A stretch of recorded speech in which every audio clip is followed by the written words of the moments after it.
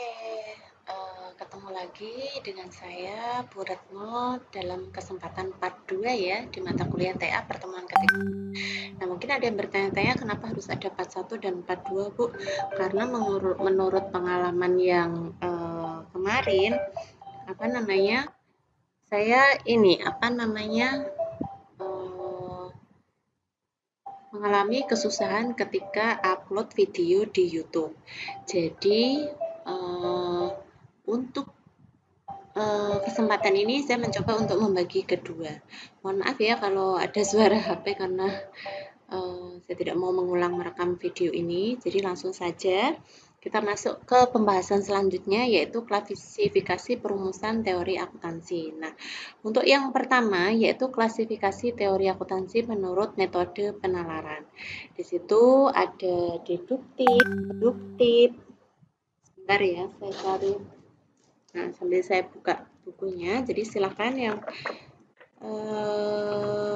sambil mendengarkan saya, sambil dibuka bukunya halaman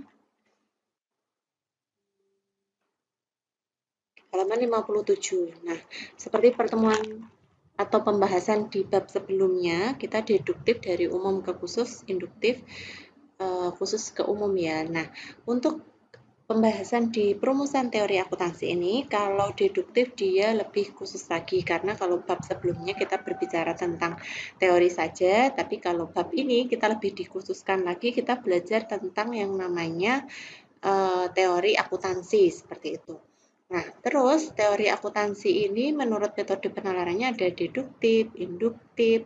Nah, untuk deduktif itu yang di bab sebelumnya kan kita dari umum ke khusus.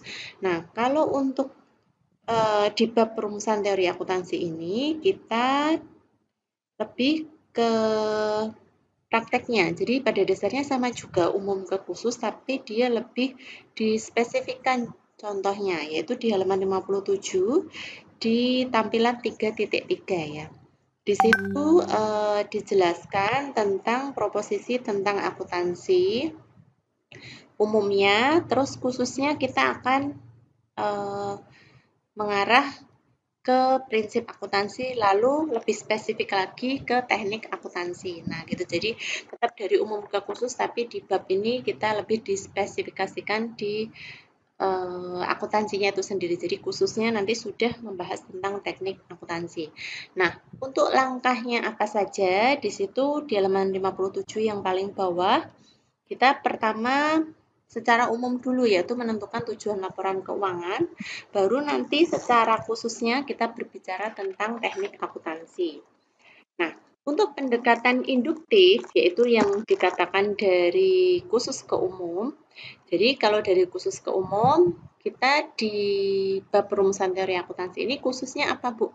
Khususnya kita observasi data keuangan dulu, lalu umumnya yaitu langkah yang keempat, kita membuat generalisasi, jadi membuat sebuah kesimpulan gitu. Nah, itu langkah-langkahnya ada di halaman 59. Jadi induktif di bab ini kita karena induktif prinsipnya adalah dari khusus ke umum, jadi yang pertama langkah yang dilakukan adalah kita mempelajari tentang data keuangan dulu, baru ke umumnya. Umumnya apa? Kita membuat generalisasi yaitu penyamarataan. Kesimpulannya seperti apa? Itu ya. Terus yang etika, pendekatan etikal di sini lebih didasarkan kepada ini etika. Jadi memiliki manfaat apa namanya? Jadi lebih disesuaikan dengan ini kondisi lingkungan. Jadi kalau etika lebih disesuaikan dengan lingkungan, terus untuk pendekatan sosiologi dia lebih menekankan pada pengaruh sosial seperti itu. Nah, untuk pendekatan ekonomi tentunya lebih ke ekonomi dan eklektik merupakan gabungan dari beberapa metode di atasnya yaitu di antara deduktif dan induktif. Jadi intinya eklektik adalah gabungan. Nah, terus untuk slide selanjutnya. Nah, untuk klasifikasi berdasarkan sistem bahasa ini, kita juga berjumpa ya dengan yang namanya sintaktik, semantik, dan pragmatik. Di bab lalu kita juga berjumpa seperti ini, tapi Di kali ini perbedaannya apa, Bu? Nah, kalau sintaktik dalam bab ini kita lebih kalau sintaktik, kalau yang ingat coba dibuka lagi di flashback yang materi sebelumnya, kita berbicara tentang ini ya, apa nyatanya, apa namanya, yaitu murni dari segi bahasanya. Jadi kita pernyataan satu, pernyataan dua, terus conclusion ya, coba dicek lagi contoh yang sudah saya tekankan itu murni dari sistem tata bahasanya. Jadi sintaktik seperti itu.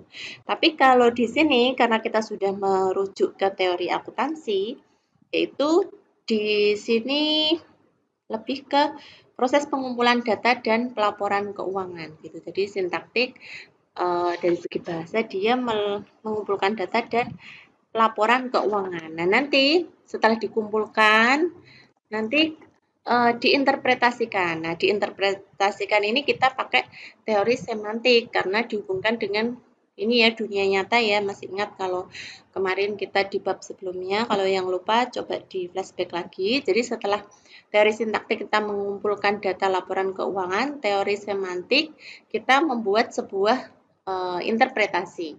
Terus yang ketiga, teori pragmatik yaitu perilaku. Nah, setelah kita mengambil laporan keuangan, terus diinterpretasikan. Nah, teori pragmatik ini kita lalu ini mengamati. Setelah adanya laporan keuangan tersebut, terus pengaruh ke pemakainya itu bagaimana? Apakah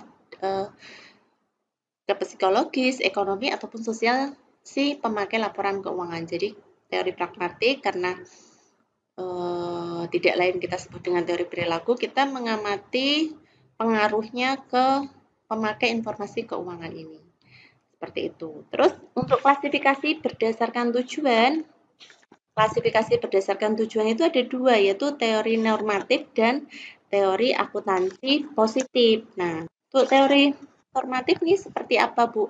Kalau teori normatif, dia menjelaskan bagaimana seharusnya akuntansi dipraktekkan. Jadi, normalnya bagaimana? Normatif berarti sesuai aturan seperti itu ya. Jadi dia bagaimana sih kita akan teori ini berusaha menjelaskan bagaimana seharusnya akuntansi itu dipraktekkan.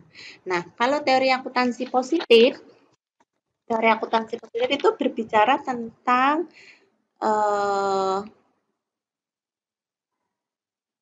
penjelasan tentang fenomena akuntansi yang terjadi gitu. Jadi kalau teori normatif tadi kan teori yang menjelaskan tentang bagaimana praktek akuntansi itu seharusnya dilakukan. Nah, sedangkan teori akuntansi positif dia teori yang berusaha menjelaskan fenomena yang sedang terjadi gitu. Jadi misalkan kalian sudah tahu, oh, teorinya seperti ini harusnya akuntansi, tapi ternyata kalian menjumpai ada perusahaan yang praktek akuntansinya menggunakan metode seperti ini. Nah, itu kita di situ menggunakan teori akuntansi positif karena di sini kita mempelajari atau teori ini menjelaskan bagaimana